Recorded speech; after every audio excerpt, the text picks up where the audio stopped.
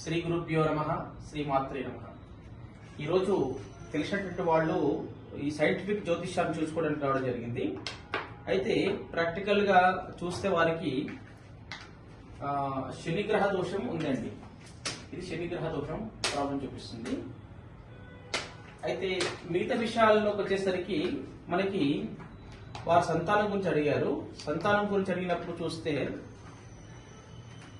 ఇది స్వాదిష్టాన చక్రం సంబంధించినటువంటిది. ఈ చక్రం బాగానే ఉంది, ఫుల్ పవర్ఫుల్ గా ఉందండి, చాలా పవర్. కానీ అంటే సంతానం కావాలి అన్నప్పుడు మనకి సంతాన యోగం ఉందా లేదని చెక్ చేయడానికి ఒక శాస్త్రం ఉంది. అయితే ఆ సంతాన యోగం సంబంధించిన శాంపుల్ పెట్టి చూసినప్పుడు ఇక్కడ 0 చూపిస్తుంది, అంటే లేదని చూపిస్తుంది.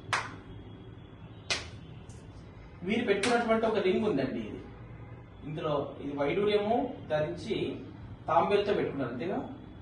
తాంబేలతో ఎవరు ఇచ్చారండి? ఒక పంతులు గారు ఇచ్చినటువంటి ఒక రింగు. ఇది మంచి జరుగుతుంది పెట్టుకోమని ఉంటారు, పెట్టుకుంటారు. అయితే దీనివల్ల ఏమవుతుందంటే, ఇప్పుడు ఇది పక్కన పెట్టేస్తున్నాను. ఈ సంతాన యోగం ఉందా లేదా అనేది స్కానర్ అడిగినప్పుడు మనకి ఏం చెప్తుంది? ఉంది అని చెప్తుంది ఇక్కడ. అయితే ఈ పవర్ ఎంత ఉంది అని అంటే ఇంతవరకు పవర్. ఇప్పుడు ఆ రింగ్ ధరిస్తారు వారు. ధరించండి, ఇక్కడ చూడండి. ఆ ధరించిన వెంటనే స్కాన్ క్లోజ్ అయింది, అంటే మళ్ళీ పవర్ అనేది 0.